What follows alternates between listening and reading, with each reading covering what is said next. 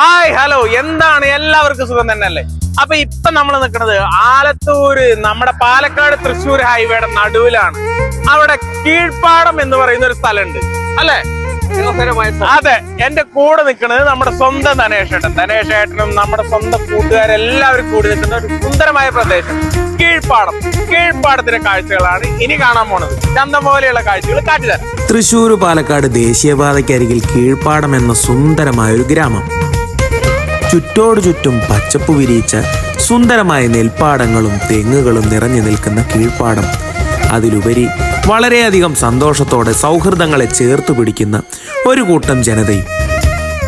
ആലത്തൂരിന് തൊട്ടടുത്തായതുകൊണ്ടാവാം വിഴുമലയും വാമലയും പോലെ വലിയ സൗഹൃദങ്ങളെ ചേർത്ത് നിർത്താൻ കീഴ്പ്പാടംകാർക്ക് നന്നായി അറിയാം. അപ്പോളേ നമ്മുടെ നാടൻ വരമ്പത്ത് കൂടെ വരുമ്പോ ഒരുപാട് കഴായികളൊക്കെ ചാടിയിട്ട് നല്ല നാടൻ മീനുകളൊക്കെ കിട്ടുന്ന സമയമാണിത്. എന്തായാലും ചന്തം പോലെ ആരും കയറിയിട്ട് മീനിനൊന്നും പിടിക്കണ്ട കേട്ടാ. ചന്തം പോലെ ഉള്ളിൽ പോയി കിടക്കേണ്ടി വരും. പൊതുവെ മഴക്കാലമൊക്കെ ആഘോഷിക്കാൻ ഇത്തരമൊരു ഗ്രാമം തിരഞ്ഞെടുക്കുന്നത് തന്നെയാണ് നല്ലത്. എന്തായാലും കീഴ്പ്പാടത്തേക്കൊന്ന് വരൂ കേട്ടോ.